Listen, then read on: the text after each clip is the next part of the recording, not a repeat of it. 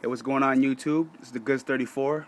I don't usually make videos, but I think this is something that I just like to share with the YouTube community.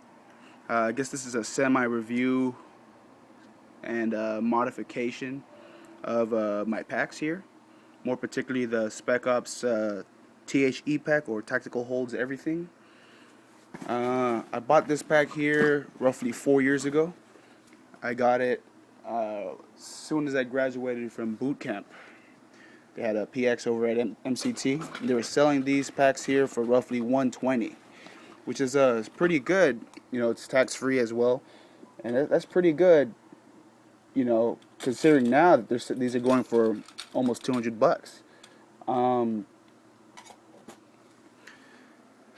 What to say? Well, this pack here is made of 1,000 denier. I mean, there are a couple of reviews of this pack. I mean, I don't think there are enough reviews of it, just because my personal experience with this pack is really good. Like I said, it's 4 years, going on 5 actually, but a couple of the reviews or the modifications I made for it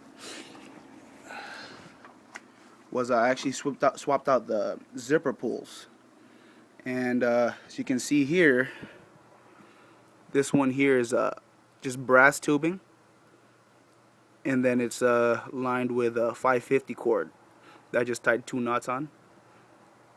And what this allows me to do, because as opposed to the original one, which I have here, it has a really thick cord, much more tough than the 550 cord, but it has this little pull here. I mean, it's a cool pull, but then again, because these YKK zippers are so large, I do need to exert some force just to open the pack. I guess that would be one of the downsides. That, in addition to its weight when it's empty. But I actually like the fact that the zippers are so robust. And actually implementing these zipper pulls here really help ease that. Especially because I usually wear gloves when I'm on the field because my hands get really beat up. I mean, I have pretty ugly hands here, they're all calloused and, beat up a little bit. But like I said, wearing gloves and, needing to pull something out of my pack, it really helps that I have these on here. I actually did the same to my assault pack. This is actually a personal one because one of my buddies, he came across one and just handed it over. He said, I don't want it. He had quite a few extra, and it's a really good pack. I like it, and I did the same. But as opposed to brass, I used aluminum tubing. I mean, it serves the same function. This cord is actually much tougher than the 550 cord. It I don't really know what to call it, but I assume it's just a braided core. It has a braided core. That's why it's so so dense, as opposed to the 550 cord, which has some play within the material, which comes up a little softer. But I'll try this one-handed here. Let's see, right? Oh, well, let me put my foot on it. There we go. I mean, it's a little modification like this. In addition to its functionality, I think it looks better aesthetically. Probably should swap these out for brass just to match the whole thing with it. But I implemented the similar zipper fobs on like my actual civilian day pack. Like when I go backpacking or camping, stuff like that. But it's really good. And well, the assault pack's actually not the point of review.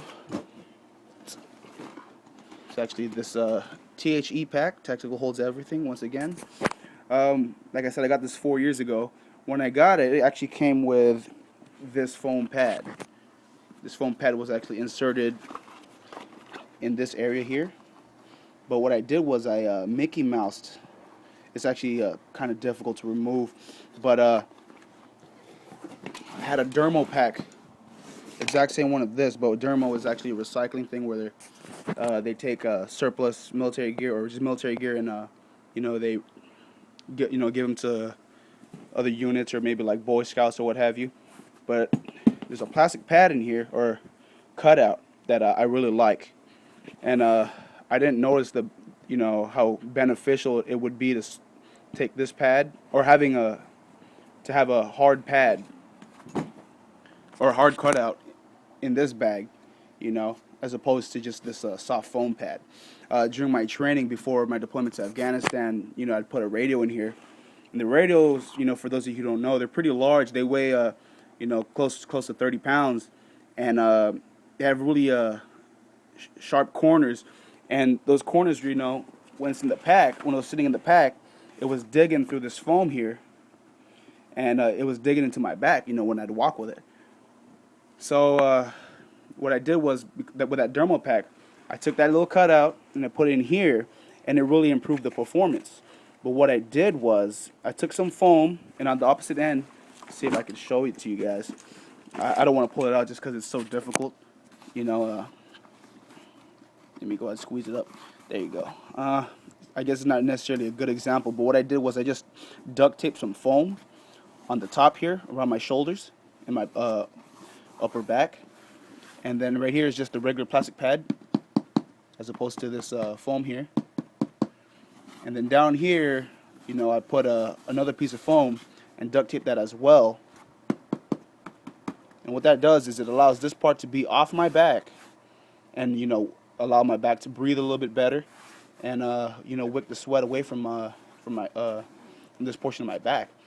And it's pretty good, for a 3-day pack. It works really well. I think at the time, I didn't know Spec Ops was selling a plastic frame, which is why I implemented this plastic cutout, and it really does improve the performance, and I like it the way it is. Once again, I said they're selling this pack for about $120 at the time, about 2007, and now they're going for upwards of $200. It's a bit steep for what this pack is, but I'd buy another one. I definitely would.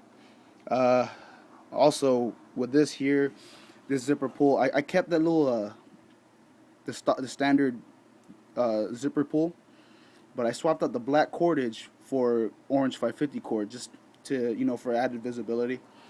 We're usually in the dark, and having that really helps out. Like I said earlier, the downside to this, it's just the weight. When it's empty. I don't have a scale, nor is it that big of a deal for me, but it is a little heavy. Maybe I don't know, maybe 2-3 pounds, something like that. And for the most part, this pack is really good. Other than that weight and the really resilient zippers. I mean, it's an up and a down. Just because it takes some force to open it up, but I think these are size 10 zippers. That's pretty big, and these are YKK zippers. Oh man, I didn't even know I had a can of Copenhagen in there. It's good stuff. Dipping is disgusting, but I dug a hole for myself. So yeah. Well, another thing is you can tell this is a first generation pack. These use the Nexus Buckles. Spec Ops has implemented a newer buckle in their latest generation of this pack. It's physically identical, except for these buckles here. The buckles that they have in the newer pack are more resilient. Like they have an X pattern here, and it's reinforced around the female end, and the male end is pretty much the same. But other than those little buckles, it's entirely the same pack. I think perhaps they might have used a lighter nylon or a lighter cordura. But as far as this pack, I thought it was be nice to share with the YouTube community. And thanks for watching. Once again, though, it's really inexpensive and really simple modification to really help you out. I'd show you guys, me zipping it open and closed, but I'm holding my iPhone in my right hand, so, have a good one.